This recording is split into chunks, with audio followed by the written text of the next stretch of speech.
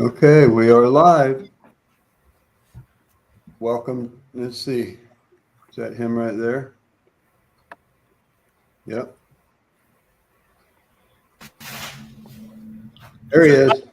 Hey, look at him. Hallelujah. And there's the little woman. Hello, little woman. Bill's saying hello. We are live. Wave. What? Cindy, wave. Oh, we're live. Never mind. Hi, Cindy.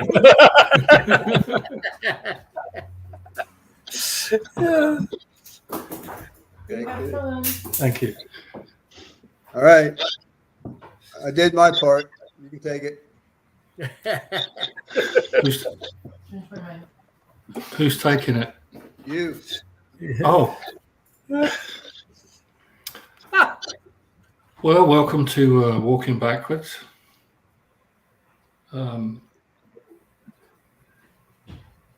Today, I guess we felt like Peter walking on water. It was one of those days. Really got to experience John's message and the way he was speaking about Peter. You know, Peter the Mouth. I think he called him.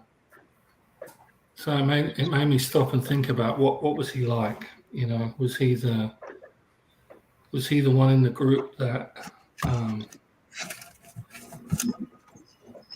everybody wished he would shut up, but yet they also wished they had as much courage as he did when it looked like things were hitting the proverbial fan.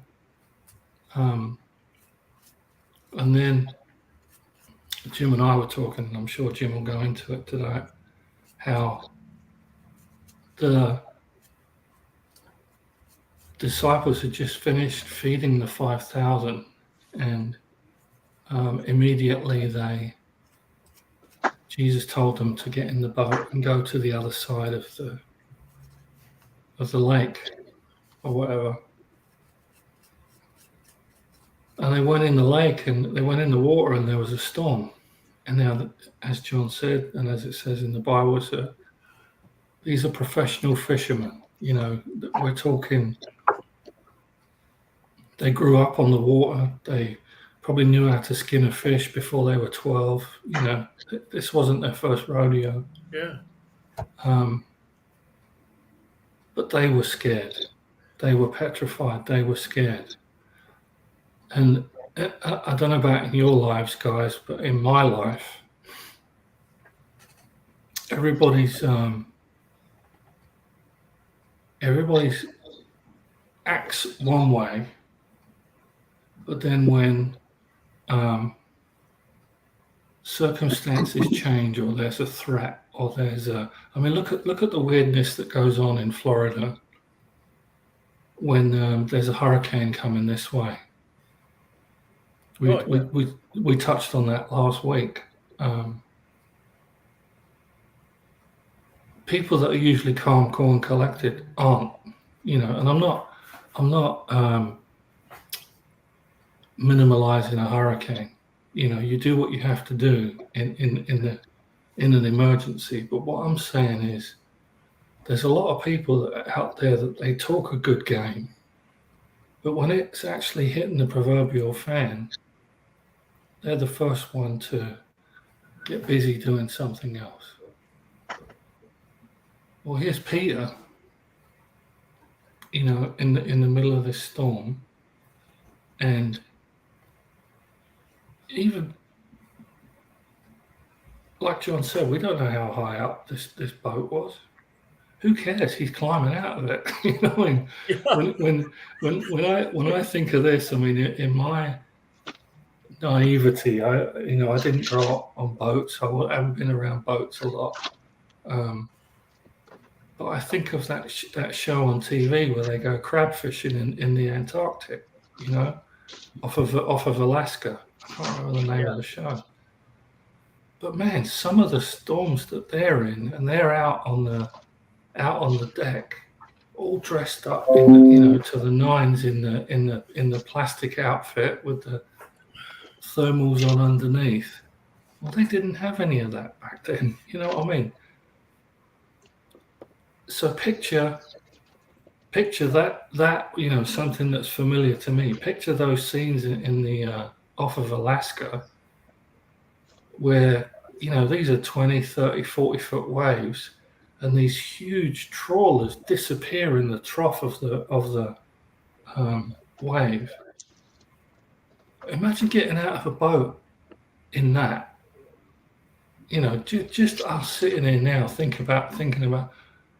I don't know if I'd get out. It would take a supernatural experience to get out the boat. Well, that's exactly what happened to Peter. Meanwhile, the rest of his friends that are on the boat, they're all wondering what he's on. You know what I mean? Yeah. They've been fishing for 30 years, and here he is in the middle of a storm that came out of nowhere, and he's climbing out the boat, and not only climbing out the boat, but expecting to walk on water, and he does, you know, and he does. I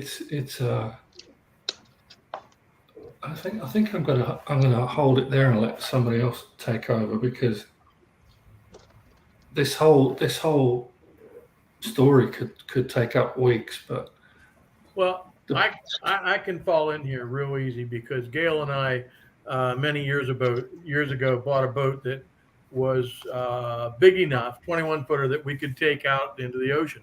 We got caught in a couple different storms, and one storm we came back in and we were in 6-foot seas. So every time we went up 6 feet and slammed down 6 feet every wave. And we were up in Vero Beach and had to get it back to Fort Pierce. And took us 45 minutes to get there. It took us 3 hours to get back. We get back, and as we go in the inlet, I see that we have what we call 10-foot risers. And what it is, the winds, if I got this figured out right, the wind is coming out and the tide's going in. So it's pushing the wave up real high. And what you have to do is you have to ride that wave up here. If you come down here too far, the water pouring over back here goes in the back of your boat. If you get up here too far, you dip down in, and then you nose in to the water and bury your boat underwater. And God had seen to it to allow me to talk to different people when we first started ocean fishing, and different guys that had boats and said, yeah, somebody had warned me about this. And so, you know, I get you do what you got to do. I get that, because we got in and we were okay. We lost some stuff out of the boat, you know, got washed out and stuff like that. But we made it. And again, these guys, they made it. He calmed the seas. And the beauty of our story is that once you get in the inlet, the seas calm. What you're going through goes to absolutely flat water. And so I can picture what they saw through that whole story of events. Him stepping out on the water, I took a little bit different view of this. Remember, they're all vying for position. God, through his son, is going to set up his kingdom on earth. And I'm going to be the one sitting by Jesus. So I'll dive out into that water and stand up. Not a problem. Watch this, boys. And the next thing that happens to him is he takes his eyes off the prize, which is Jesus. We take our eyes off the prize, and buddy, I'm screwed. When I take my eyes off of him, I'm screwed. I'm going to start going down in the water. Help me. Help me. At least he had sense enough to speak to the correct one. Help me. And Jesus did. And I can, the ocean is a dangerous place. you got to give it a lot of respect, and you can live through it. But even then, there's times when you don't. So what he felt, what they were feeling, you know, those storms that we went through, we had one of them, we had another storm, we had lightning hitting all around us, never hit the boat. And Gail and I were both just praying, God, we're stuck here. We got to get in. And so we rode through it, and lightning hit all around us and never hit the boat. So it's, can it? Could it have? Sure. But he saved us again. Work out your own salvation with fear and trembling. You know what? Save me every day, Lord. All day long, every day. I think that's what that means. I know it doesn't mean work out my own salvation. Ephesians 2:8-9 is very clear about that. But when John went to Matthew 14 and started at 25 and read on down through, you know, oh, you of little faith. I couldn't help but think of where the Bible tells us that if we have the faith of a mustard seed, we can move mountains. And evidently, I've never known anybody that had that much faith, and I know I haven't, because I've never been able to move a mountain. But what I have recognized, that there's mountains in my life that by faith I trusted him, and that mountain that I thought was unsurpassable, my mom's death, my dad's death, my brother's death, my sister's death, going through all these different things that I didn't know how to handle. I walked down the road after my dad died and said, I'm alone. I'm alone. And I forgot. I'm actually talking to God, but I forgot all about God. I'm alone. I forgot. I had one of the most godly women I know at home. Well, actually, he was at my parents' house. I was walking down the road from my parents' house after Dad died. And, you know, you sink into this quagmire, and again, you raise that hand to him. It's no different than when we put people in jail and they are down at ground zero. They're at the bottom, and all they can do is look up and ask God for help. So it brought a lot of that back to me, a lot of that kind of stuff that we had been through, that I had been through personally. The prodigal son, where I walked away and God was still there waiting on me with a party. You know, anyhow, that was kind of my take on this. Anyone else? I've got something. Go ahead. I see it because I studied it all day, and the Lord showed me it. My conclusion is it was a setup. They just got done feeding the multitudes, 5,000 men, not counting their women and children. So, you know, we figured about 15,000 people. Right. Okay. So they just got done feeding them. Verse 20 and 21, Matthew 14. Then verse 22, immediately Jesus made his disciples get into the boat and go before him to the other side. Okay. So as soon as they got done with that miracle, immediately he had them get in the boat and go to the other side. Okay. And then when he had sent the multitudes away, he went up on a mountain by himself to pray. Now, when evening came, he was alone there. Okay, so it wasn't even evening yet when he sent them into the boat. I'm figuring it was maybe 5 or 6 o'clock. It could have been 3 o'clock in the afternoon. Okay.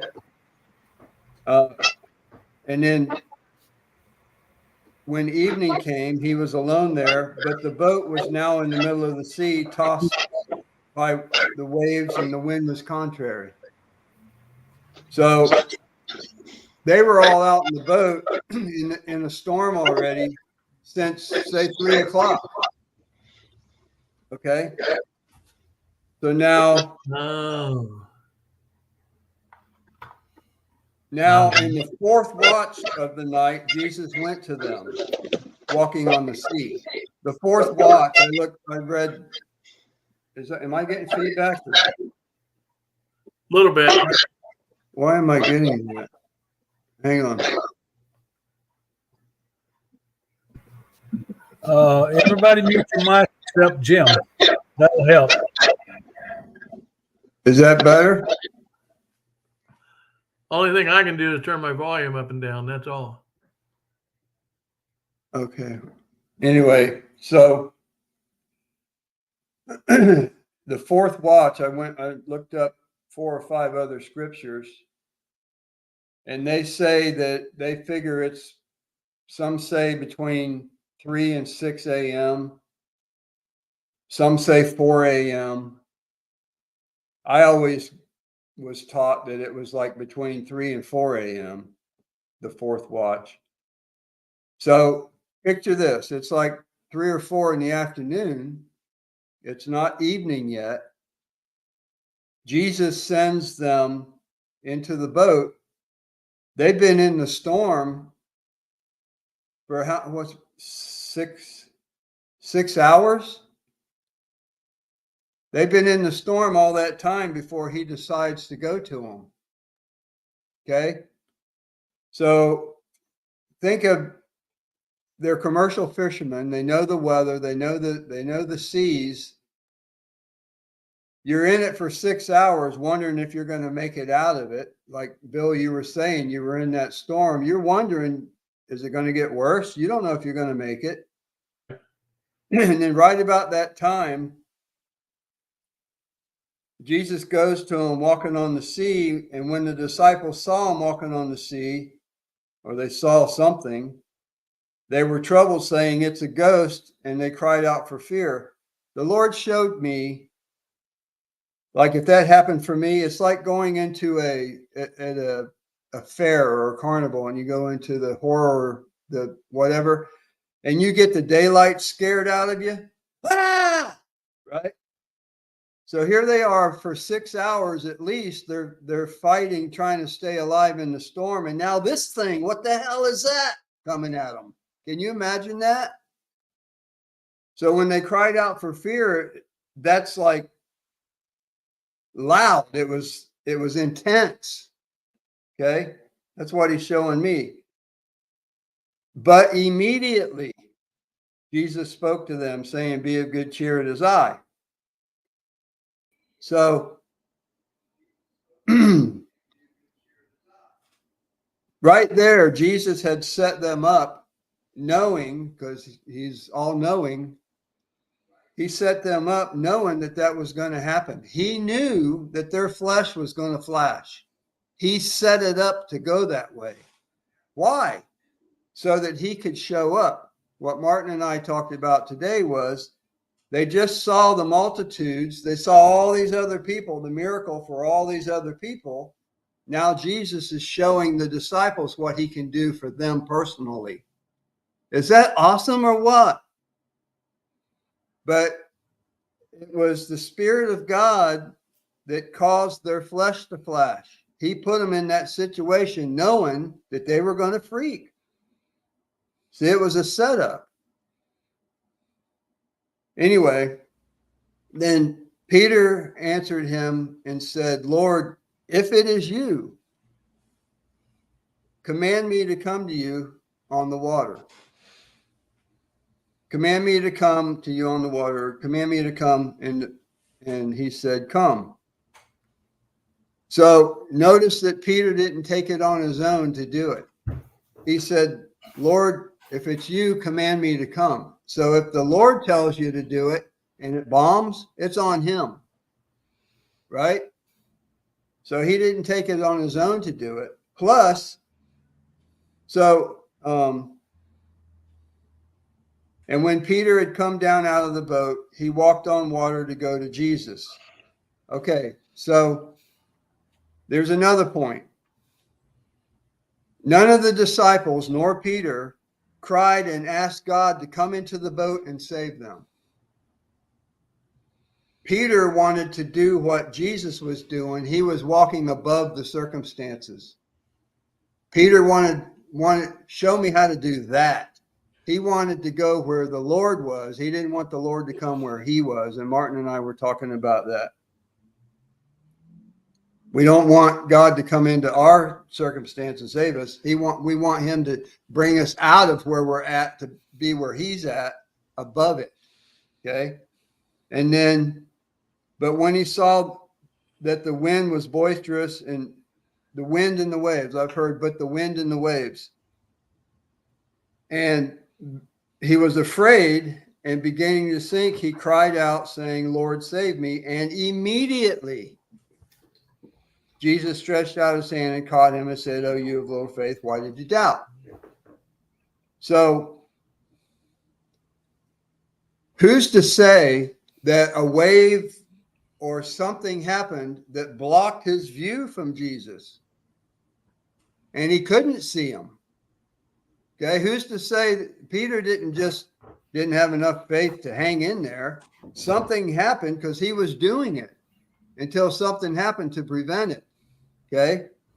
And then, of course, once he heard the wind and saw the waves, his natural mind took over. What the hell are you doing? You can't do this. Plus, his other buddies in the boat are probably saying, Peter, you're out of your mind. You can't do that. I mean, can you imagine the whole situation going on, right? So then the Lord saves them, and then, oh, you of little faith. I don't see that as a negative put down. I see that because, like Bill, you just said, a mustard seed will move a mountain. So there's nothing wrong with, oh, ye of little faith. A little faith does a lot. It wasn't a put down. It wasn't a negative to Peter. But why did you doubt? It was the fear. See, back up, he just said, but when he saw that the wind was boisterous, he was afraid. Okay, fear. What's fear? It's the opposite of faith. So right then, he lost it. So anyway, that's all I had.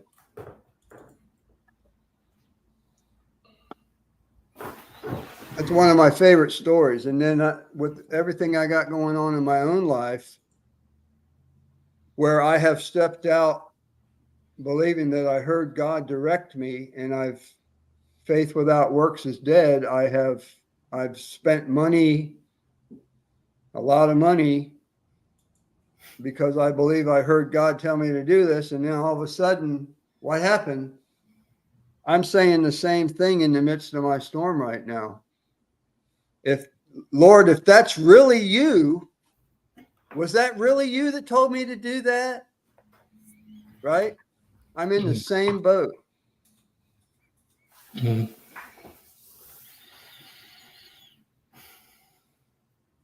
Who's up next? I'll jump in. I listened to John Sunday and again today, and he said this is a classic example of walking backwards. Yeah. Okay. Contrary to what you would naturally think. And it was great. And 3 points that he brought out. Oh, and by the way, Jim, I don't know if you caught it when you listened to it, but he said that he felt like Jesus was surfing. Okay, you like to surf. Yeah. And he Jesus probably was, right? He wasn't sweating the waves, he was just digging it. But I thought that was pretty cool. But the couple of things here was let me walk like you walk. And that applies to us every friggin' day. Yeah. Lord, let me walk like you walk, not, in the middle of the crap that we're in. Let me do it like you do. And the other thing he asked, do you want it? Are you going to be intentional about walking like Jesus walked? Do you really want to walk like Jesus walked? And then the third point was, who do you trust? Who do you trust? And all that is wrapped up in that message, and I thought was pretty cool, And like you said, he brought out that he wasn't really rebuking Peter. You know, Peter had the cojones to get out of the boat. The rest of them were still in the boat.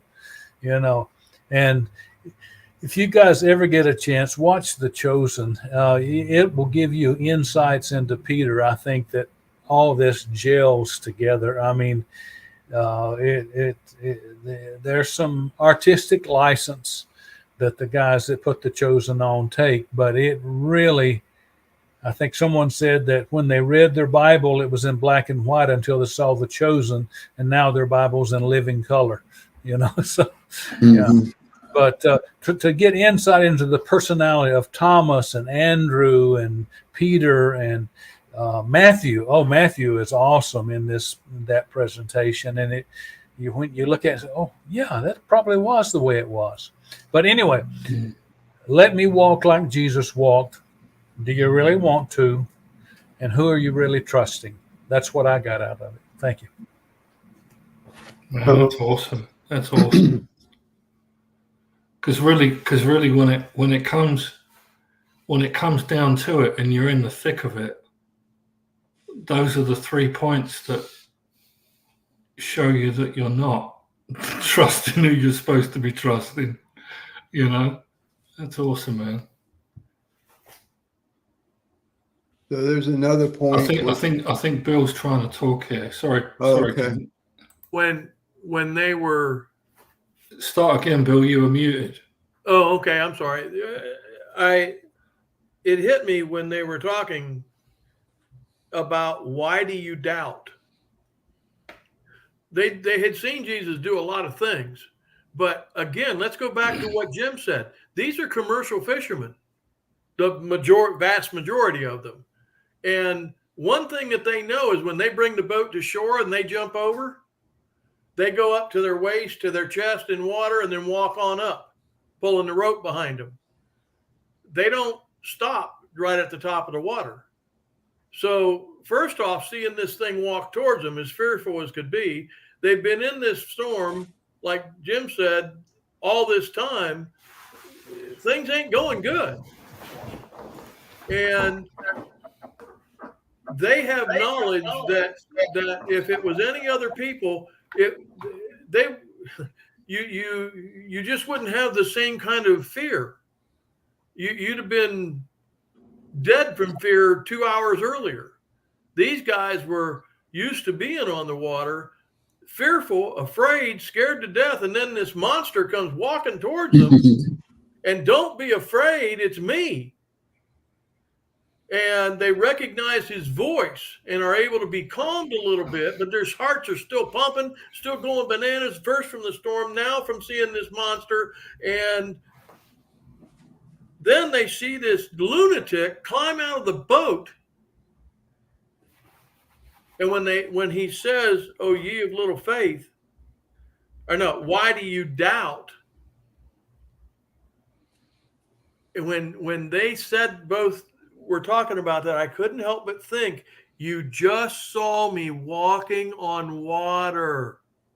Why are you doubting anything that I can do to save you? Why are you afraid at all at this point?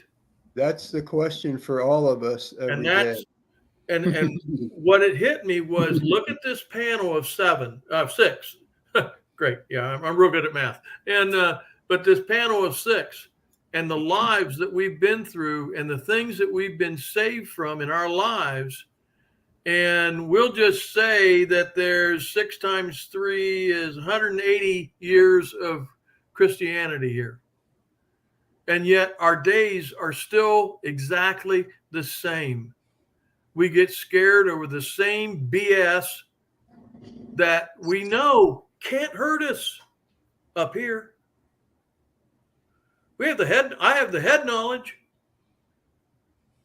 So why do you doubt? Wow. I mean, that all hit me when you two guys were talking about him saying to them, why do you doubt? Why, where's this fear coming from? Conditioning. Yeah. It's not going to go away. The No, flesh. We have Yeah, a treasure in earthen vessels, man. I mean, we got the best thing in the world, but we're still surrounded by the crap, So yeah, In the law good, enforcement, when we do something wrong, it can harm a case, and they call it. I think it was fruit of the tainted tree or something like that. And basically, I'm a tainted tree. I'm God's creation, but I'm tainted because of sin. So He takes the sin away, but I'm living in the old sinful body, and so I keep bouncing back and forth. It's like the old Super Ball that we back in the 70s that you could buy. And man, you could bounce that thing and go 700 feet in the air. But here it comes. And of course, when it would come down and hit the ground, it might bounce back to the left. It might bounce to the left, to the right. You never knew where it was going. And I can't even imagine being God. He looks at Bill and goes, dude, where are you going? I think Why are you afraid? I think Go ahead. I think we have to be careful, not to use the flesh, quote unquote, as a crutch or a get out of jail free Absolutely. card, because ultimately it boils down to what Mike said. Those three. What were those three bullet points again? Okay. Every day, ask God, let me walk like you walk. And do you want it? Do you really want it? And who do you trust? Who do you trust? So John gave that. I mean, that is powerful. But no, God spoke to me through John. That's what it was, man. Powerful, powerful.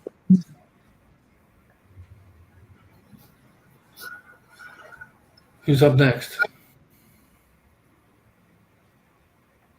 Oh, Danny boy or Ron, which one of you?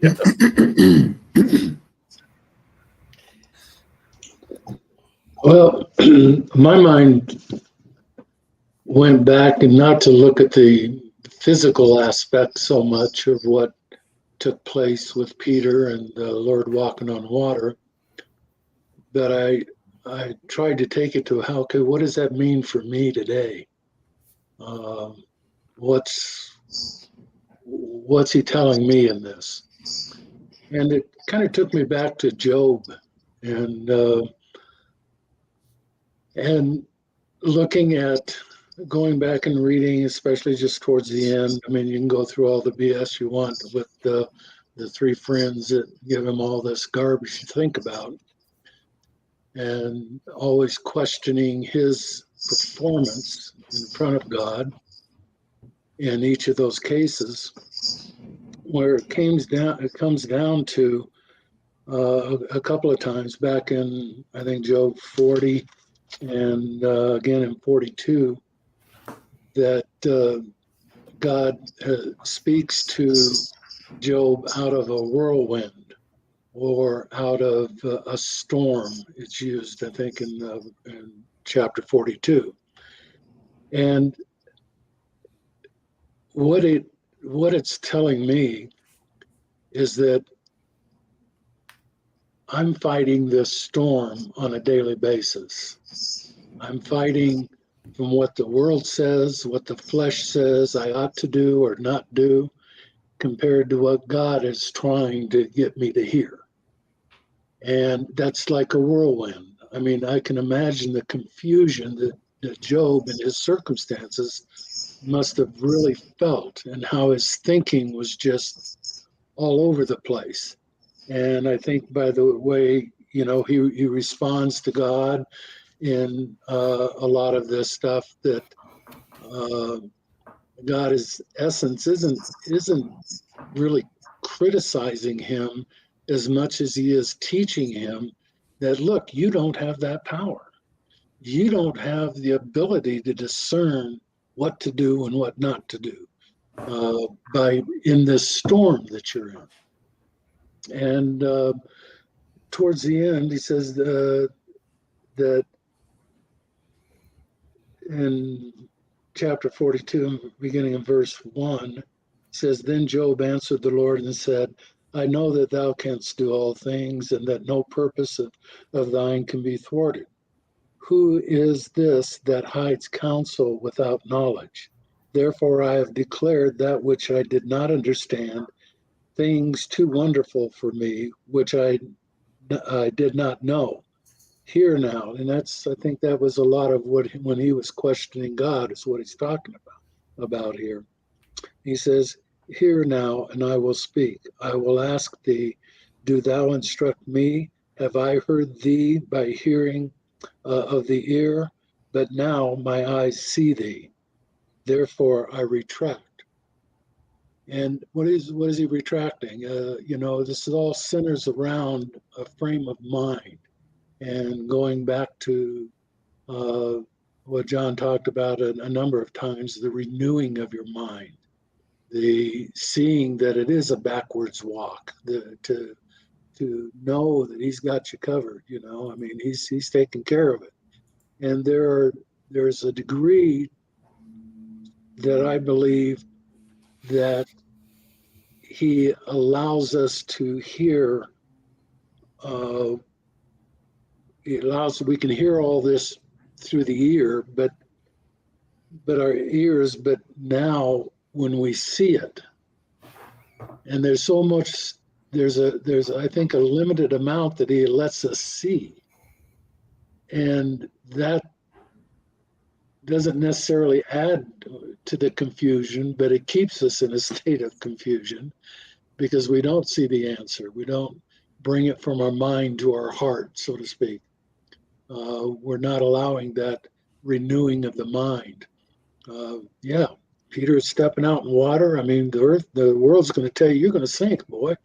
You're going to drown.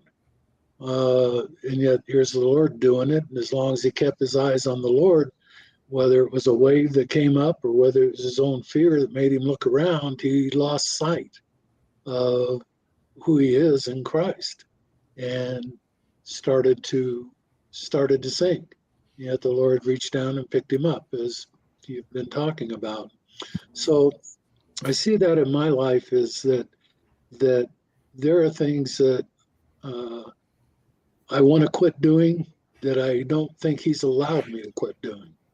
And there's things that I want to do that I don't think he's allowed me to do.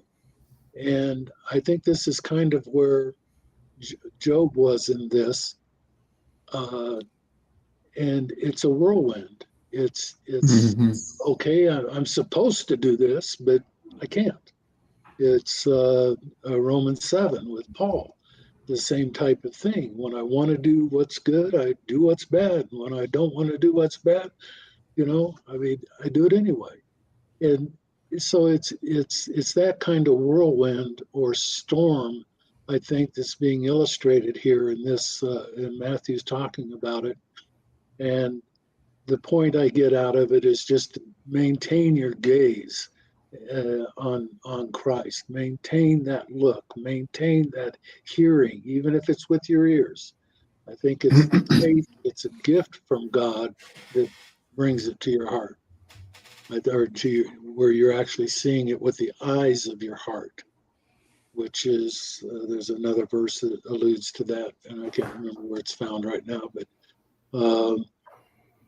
when Job said, look, I've heard with my ears all this stuff from you and from all my friends, so-called friends, and it's just got me in a bind.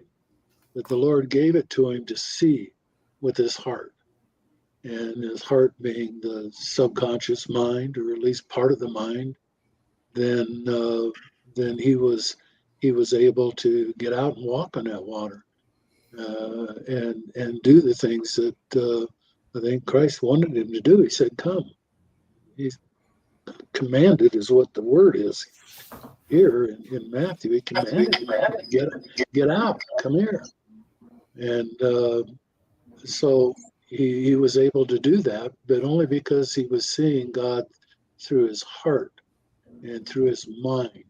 And he was concentrated on him and believing what he says. So to me, that's where it takes me is when I get all confused about what I should or shouldn't be doing, or what I should say or shouldn't say, I have to rely on Him to bring it out, to let me see what you're saying through the eyes of my heart. So that's kind of what I got out of it. Beautiful. Mm-hmm. Dan, what'd you get? Well, can you guys hear me okay? Yeah, go ahead, bud. No, just listening to what we're talking. I missed the first little bit, but keep saying don't, like Peter, keeping our gaze on, don't take our eyes off of God, and keeping our focus on it. But like, what does that really mean? Like, what does it do for you personally? Like, we throw it around. I just want to like define it a little bit. Like, for me, I want to hear, like, what does that mean to each one of us? We could, if I keep my focus on God, what does that do for me? For my current situation. And it's like, does it help you believe more? Does it help your faith to grow? Or I mean, help me out. I'm asking the question, like, this just a little feedback. Like, what does that mean? The last point here: do I trust Him? Do I really believe He's got me? Do I trust Him? Does He know the crap that I'm in? Does He have the answer? That's what I think. Keeping your eyes on Him. I mean, just Keeps you maybe like believing what He's done for us, locks you in, like, because that's what for me. Go ahead, Mike. Yeah. Well, no, that I believe Him. That he can walk on the water, and if He wants me to walk on the water, I can walk on the water too.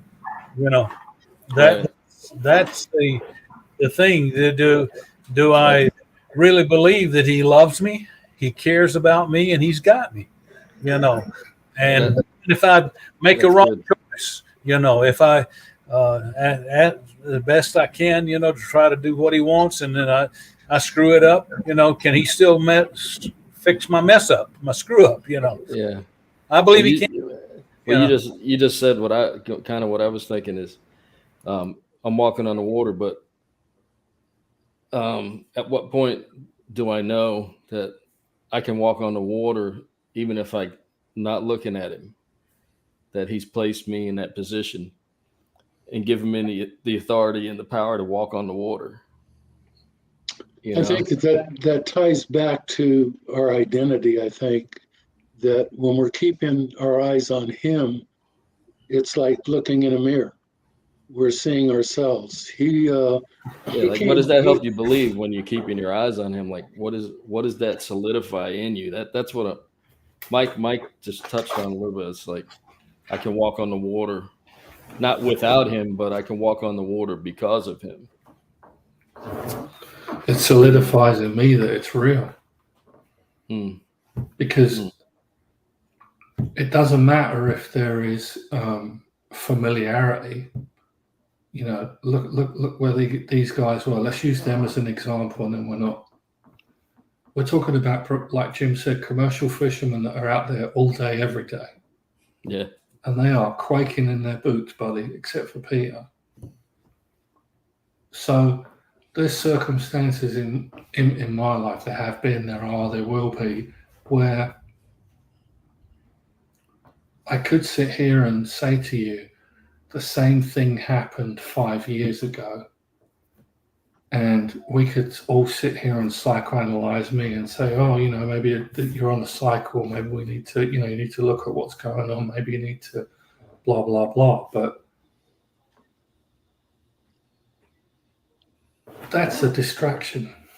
To me, the whole point of all of this is my relationship going this way. Amen. That's Job's comforter. Okay. that his comforters, his three friends, so-called friends, a distraction. I agree. It is personal. That, like you say, up and down, Martin. See That for, personal relationship, and it's not, well, I've got to do something to make this happen. That's not it. I'm not. It's not what I do. It's what I believe, who I trust. Yeah. See, the thing is, this is so multifaceted.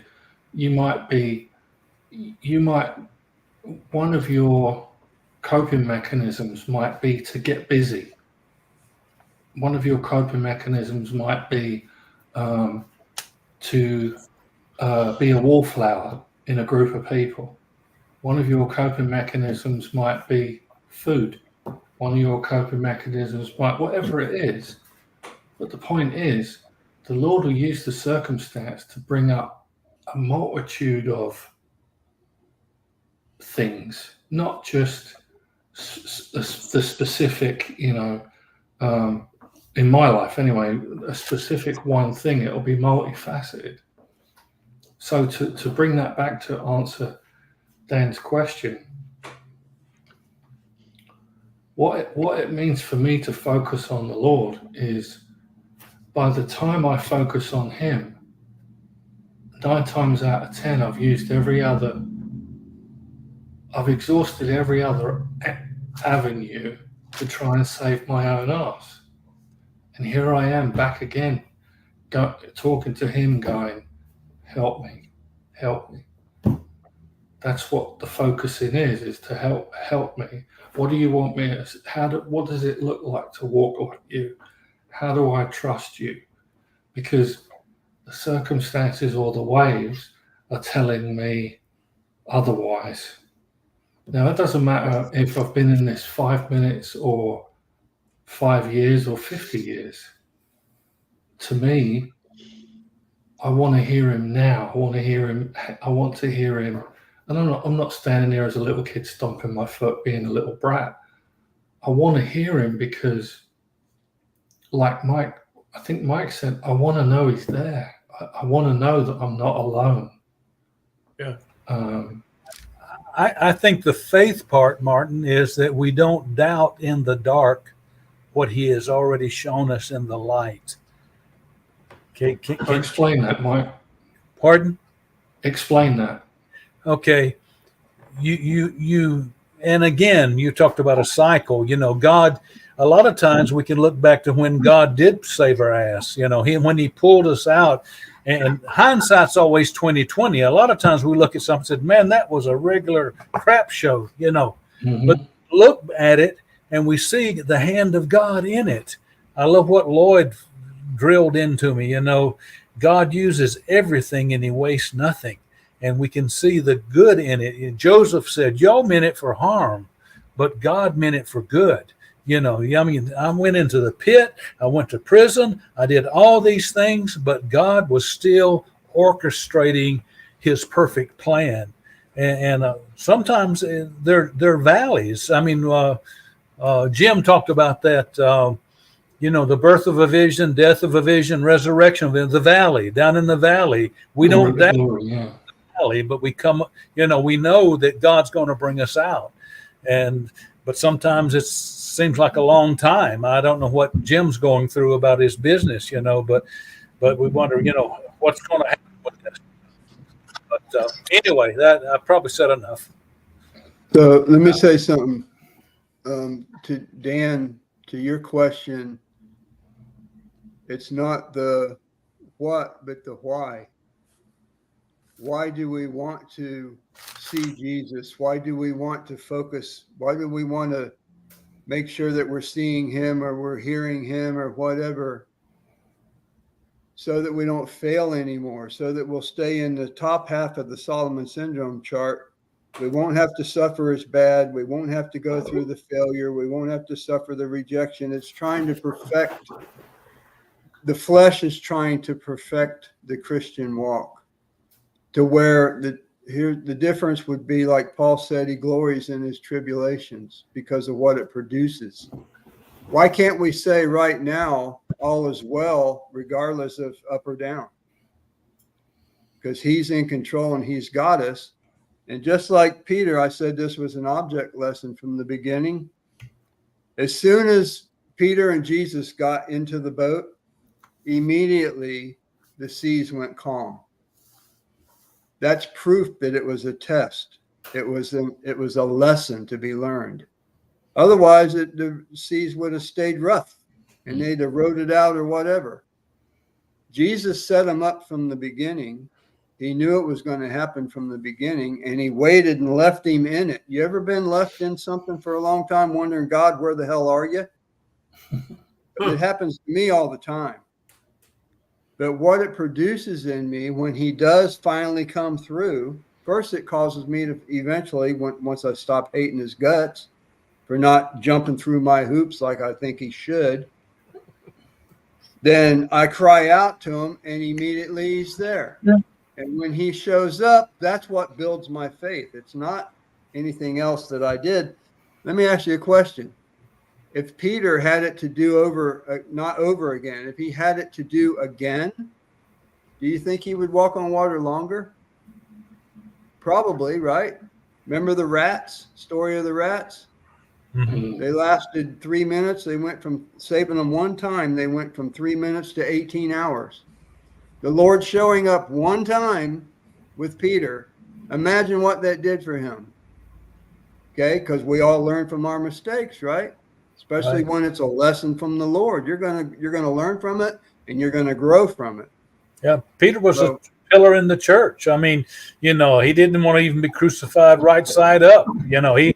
He was a changed man because of these experiences. Right. So what do you think, man?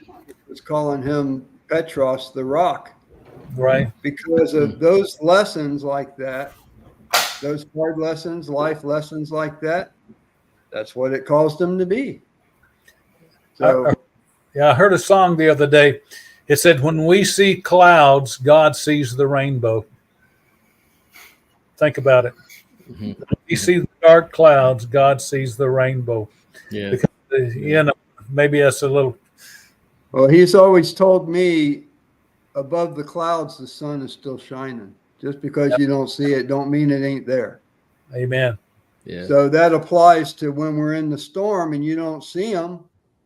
You don't know if he's coming. You don't know when. You hope that he is. Our hope. Once you lose hope, you're in big trouble. Yeah, you're right, Jim. Though I think if Peter had a second shot at it, I think he would have made it a little longer. Yeah. A few more feet, anyways. Just like us when the Lord brings us through something, then, right? We're gonna trust longer the next time. But I was asking. Go ahead, Bill. Go, Bill. Well, I'm sitting here listening to everybody, and all I'm hearing is training. Every time we go through something, and if you look at the disciples, man, when he picked them in the very beginning, they were fresh, they were babes, they didn't know squat. And at the cross, when they all denied him, they knew everything he had done. And then after that, when he rose again, their training kicked in and the church began with his resurrection. His death, burial, and resurrection started what we have today. Amen. I think the Lord loves to do for us what we can't do for ourselves. He loves to show up and save us. Right. See, Dan, when I'm stuck in something and it just, there's no way this is going to work out. I'm going to get fired. I'm going to lose my house. I'm going to, immediately I go to everything that's bad. I'm going to die. Yeah, I'm going to die. Right. Because if I don't die because of lack of food and water, because I can't pay for it anymore, I'm going to blow my own brains out because I failed everybody in my life, my kids, my wife, everything. Yeah. That's how far this goes. Disciple, they were in the boat in the middle of might as well call it a hurricane. Yeah. They're going to die. You try to be in one for 6 hours or longer. For them to be as fearful as they were and be who they were. Right. And they Wow. were probably, This was a heck of a screaming storm. at the top of their lung. And, And, then when and that's no different than Dan. Dan, that is no different than what you and I go through. That storm for them may be a flat tire for you and I, because whatever how big a deal that was to them, that storm, that flat tire may be to me, because I got to be somewhere. This cannot happen right now. Everything in the world's going to fall apart. The earth is going to crack in two, and it's all going to be my fault because I had bald tires. Yeah, God. Yeah. And Lord, where are you? If you love me, I wouldn't be going through this. Or, There you go. But So- But who's in charge? Who's Right. in So but let- 14 things down the road, 14 more things down the road, how much more is my faith built up?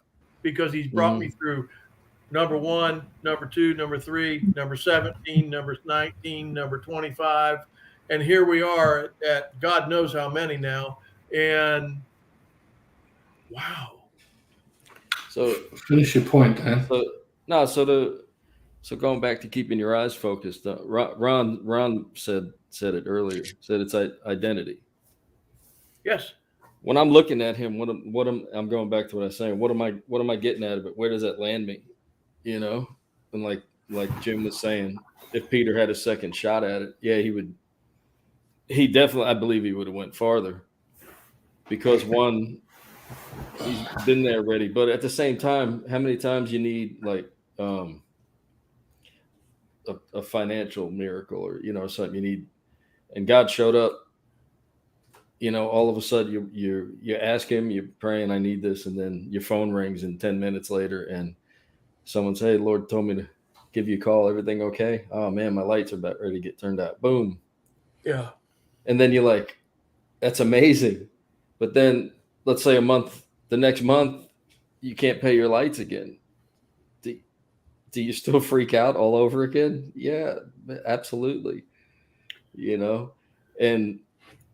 But going back to the identity, and if I'm looking at them, it's like, what am I getting out of it? And if you don't mind, I just read a couple of scriptures, because this is what came to mind. This is what, when I look, I try to, like, for me, keep this in mind all the time. And it's when Jesus was saying in John 16 that he, if he didn't go, he needed to go, because if he didn't go, the helper wasn't going to come.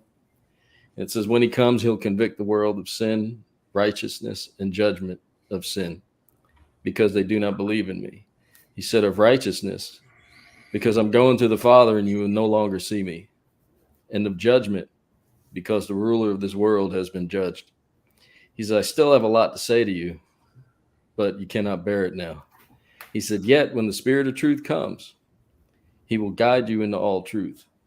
He will not speak on his own accord, but will speak whatever he hears, and will declare to you the things that are to come. He will glorify me, because he will take what is mine and declare it to you. And this is what this brings it home for me. He says, all that the Father has is mine. That is why I said he will take what is mine and declare it to you. So when you keeping our eyes focused on it, where do you see yourself? Do you see as having all the Father possesses is yours? And then Ron, talk about, what does that do for your identity if you're constantly like landing there, For me, it's, whenever I stray away from that, it's crazy. That's it. I'm done. I'm spinning. I'm going in circles. I'm doing that. But to think that it's not what Jesus just shed his blood and died and paid for my sins and this and that, but in this whole transaction, he says, all that the Father has is mine. And he said, he'll take what's mine and declare it to you. I'm like, Yeah, if we only knew what all that was. yeah. And I'm like, so where is it all the time? Like, you kind of like the cartoons or kids, they go into the tomb and they go into this, and they slide into this room, and there's just gold coins and jewels, and you're just laying in it, you know, and that's kind of the way I picture this. It's like anything you could ask for, anything you could possibly need from the Father. We're asking it from the Father, but Jesus said, no, you already have it.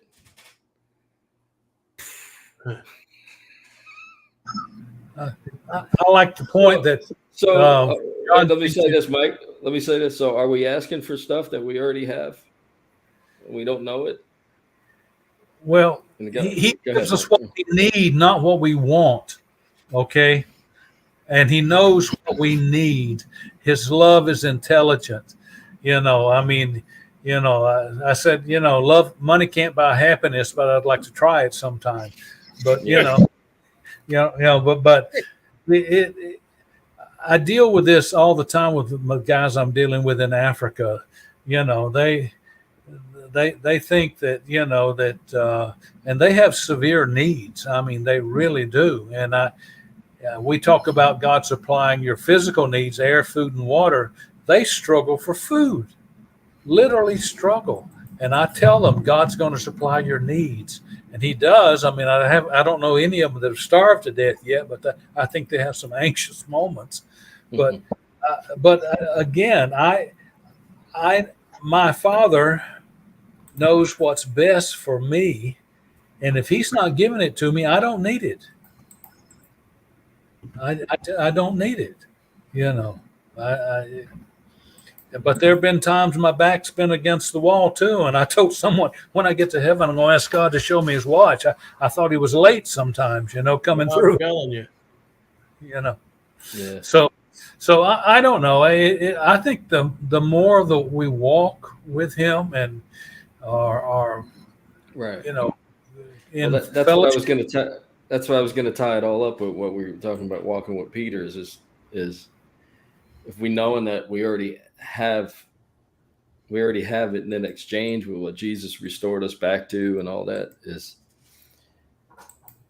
will we be like Peter, like Jim was saying, if he had a chance to do it again, would he get farther? You know, it's like, so how far should we be able to get since we've like already have, you know? There's a critical thing here. A point I want to make, but he's more interested in the spirit man than he is the physical man. Okay, he is. He cares about the physical man, but he fed the 5,000. They came the next day wanting another free meal.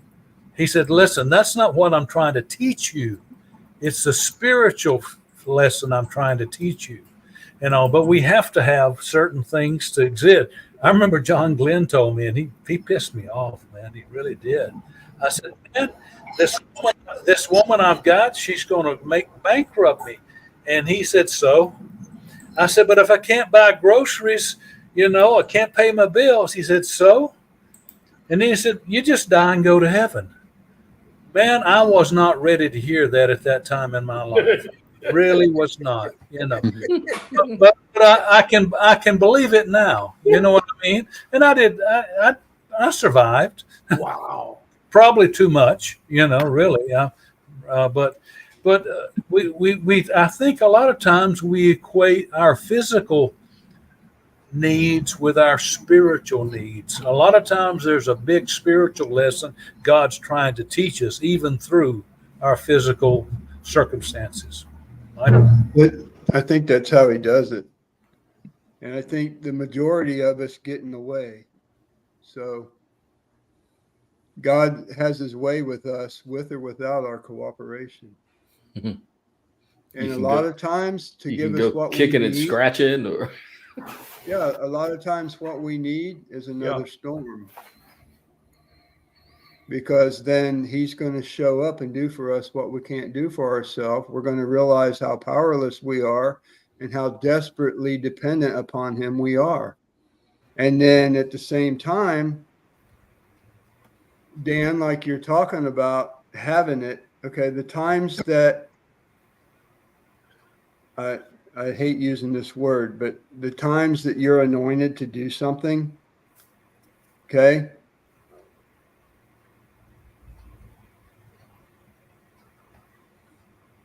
that's him at that particular time doing that through us. That's not something that what the flesh does is we take that and we think that we should be able to do that all the time. No, that was leadership of the Spirit at that time. Yeah. For that purpose. Right. Now we're back to being totally dependent upon him, led by the Spirit. Follow me? It's not, there's no rule, there's no, I don't know what you call it. You know, it's not a box, it's not a guideline. This is how it works, and it's only one way. It's leadership of the Spirit. He said the wind blows where it wishes. You don't know where it comes from or where it goes. So is everyone that's born of the Spirit. Right. We don't know. Yeah. And it's all God at work in us, causing it to happen. Right? Yep. And so if anything comes out of this, I'm seeing identity. So it's more important to see not just who he's made us to be, but who he is. And every time that he shows up in our life to do for us what we can't, when we, like they're going to die, they're in the middle of the storm, and then now a ghost shows up. I mean, talk about freaked out. Right? Yeah. And then he goes ahead and does something, and Peter does this supernatural thing. Okay, now Peter didn't take it on his own to do that. The Lord commanded him to do it, and he did it. There's a good point. The Lord told him to do it. He could do it. He could do it. Absolutely. So then as soon as they got in the boat, immediately it stops. So It wasn't needful anymore. It's all orchestrated. right. The storm wasn't necessary anymore. So it would be nice if we could believe the gospel 24/7, wouldn't it? Yeah. And never ever have a problem, or if we had a problem, we could just rise above it all the time. What was it? ain't happening until we get to heaven. What was On it? this earth, we will have tribulation. And the other point is, it's not ever us that's doubting. It's the flesh. Yeah. Remember, we're coming back to identity. True. So now he's going to use it, and he's going to teach us where we were getting our eyes off of our true identity. Okay? So otherwise you're going to be guilty and condemned every time you make a mistake. It's not you. So there is now no condemnation to those who are in Christ. None, ever. Never, ever. Yeah. And it's hard to swallow that, because we're always seeing ourselves. Eventually, give it one day. Eventually, I guarantee you're going to see yourself as your flesh at least once that day. We all do it. We're conditioned that way. It's normal knee-jerk reaction. That's the way it is. But he knows that, and he uses it to his benefit. He'll cause a storm. But the reason for the storm is because he loves you. Yeah.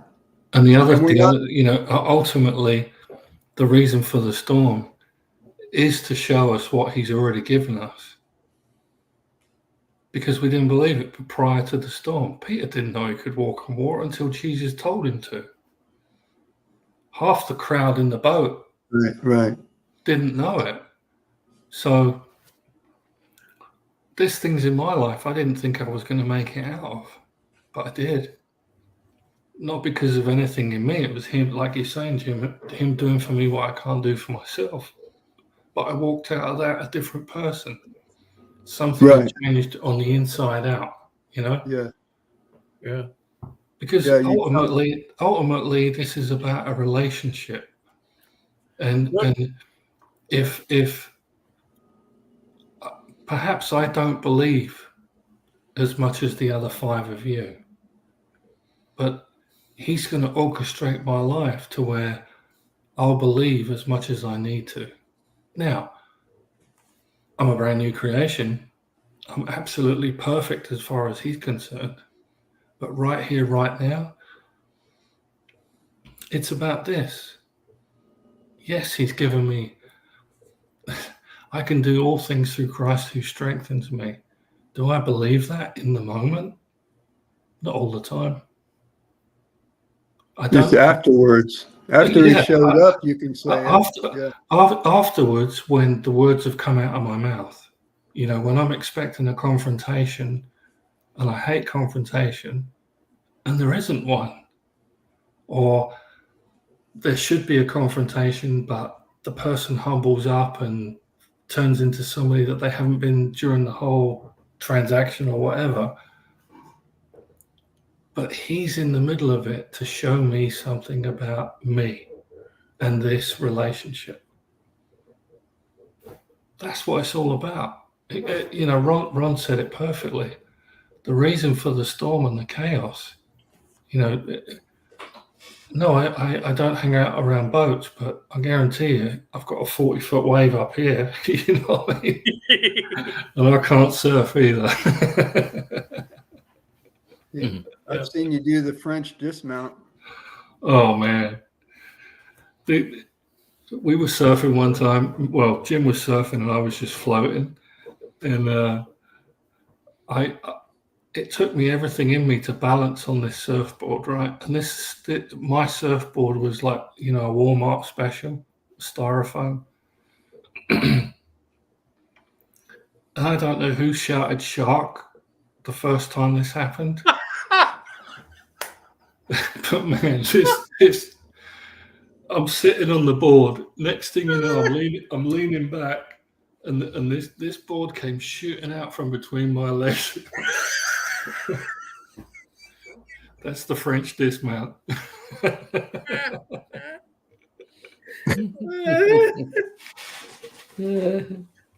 So imagine, think about what God was doing, not just with Peter walking on the water, what God was doing in Peter, but what was he doing in the other boys that watched the whole thing? Yeah. Right? I was thinking about that earlier, that man, what was going on with all those guys in the boat? Wow. So whatever, God was dealing with each one personally about whatever issues they had. Right. Which is what he does with us, which is why we're on here sharing. Yeah, true. Yeah. It's awesome. And Dan, you made me think of something. I don't know why, but I looked it up, and it's the verse before the Lord's Prayer. And it says, therefore, do not be like them, the Gentiles that would pray and make a big to-do of it and make themselves look good for the way they prayed. And but therefore, do not be like them, for your Father knows what you need before you ask him. The last thing on Martin's mind after the word shark was shouted was praying. He might have said Jesus. Let me tell you something. This boy tried to walk on water. Let me tell you. And the world would tell us, you don't have enough faith, brother. That's why you couldn't. Yeah. And it's absolute BS, because the truth is you're fine. God knows what you need. And it's interesting that that's the word they use, is need. Yeah. Yeah. And that's him. Yeah. You got him, you got it all. Not necessarily what I want. That Rolls-Royce pickup truck out there looks great in my driveway, and it hauls wood really good. No, I don't have a Rolls-Royce pickup truck. My God. I don't even know if they make one. But that would be my idiot self when I went in, if he let me go into want mode. But he gives me what I need. I think Lucy summed it up in Chronicles of Narnia when she was asked about the lion, and who was it? I can't remember the character that asked her about him, and she said, well, he's not safe, but he is good. That's kind of the way I'm trying to view the trials and tribulations that I find myself in from time to time is he's not safe, but he is good. Mm. Doesn't mean you're not safe. Mm. It means that he lets you go through some mighty rough stuff. Yeah. But he's good. He's going to use it for your good. Well, on that note, does anybody else have anything pressing? I'll take I'm that good. as a no. All right. Kelly, Dar, Becky, Patrick, and Barbara, thank you for joining, and the other people that are watching. Same time, same place next week. Freedom Ranch, 11:30. Reach Community at 9. Tom Bembo at 9 on Facebook. Oh, Um, Freedom Ranch. This next week, we start Sunday school for the kids. We're actually Okay. going to have Sunday school for the children. Don't it start at 11?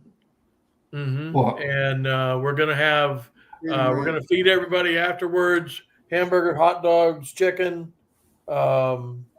David and Alina Luther are heading that up, and it's going to be a good time. Okay. All right. Thanks, everyone. We'll see you next week.